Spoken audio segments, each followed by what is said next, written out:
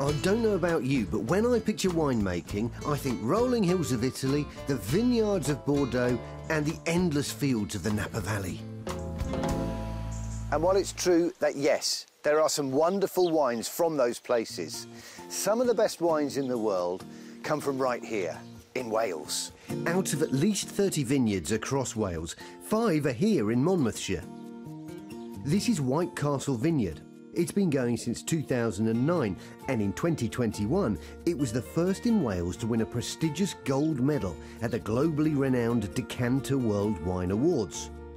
It's harvest time, and I'm here to find out the secret to making Welsh wine from Pinot-producing power couple Rob and Nicola Merchant. Nice. They recently gave up their jobs as a Royal Mail worker and an NHS nurse to pursue winemaking full-time. Nicola, it was your dream. That's right. Where did that dream come from in the first place? We always wanted to live in the countryside, and so when we actually came here to live, I said to Rob, why don't we plant a vineyard? Wales and wine don't automatically go together. How do you choose grapes and varieties to thrive in Wales? We got a consultant to come and see the ground first, and he just left us with a catalogue of vines that ripen in the UK, designed for the cooler climate, if you like.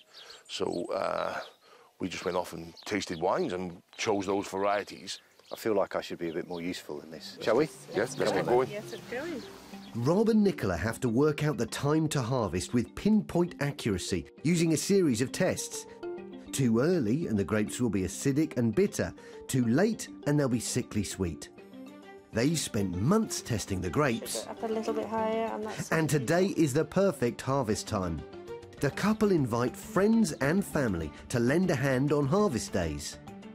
Nicola's dad, Brian, has been to every harvest since the first one 11 years ago.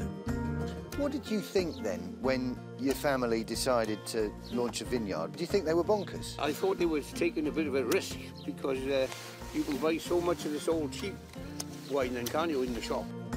Now, though, he's proud of the vineyard's growth.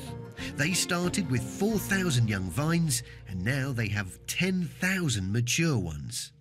But we only picked a bucket full off the first time we picked. Now, last week, we picked 1.5 ton off the same patch.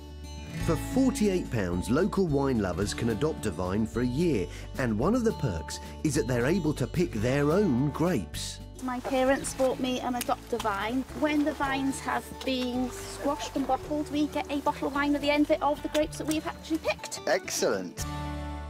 Many locals here are getting used to the vineyards that now dot this area of the country.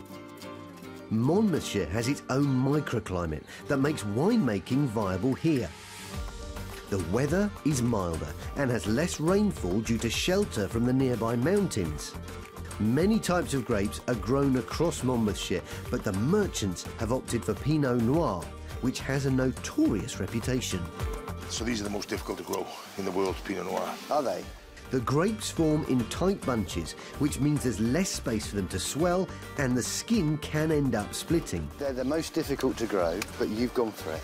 Yeah, You've taken that risk. No compromises is the message I'm getting here. Yes, yeah. But this year's scorching summer was a danger to this fragile variety. You can get sunburnt grapes because they're not designed for that 30 degrees plus day after day. But what it's given us is the intensity of flavour. So for me, that's awesome. It's not all about volume. Wines from small vineyards like this don't come cheap, but after a long day's harvesting, we're all sampling one of their bottles. I think the Welsh are giving other winemaking nations a run for their money. It's been a good day's work and a labour of love for Rob and Nicola. I still get as excited today as the very first time we picked grapes. Well,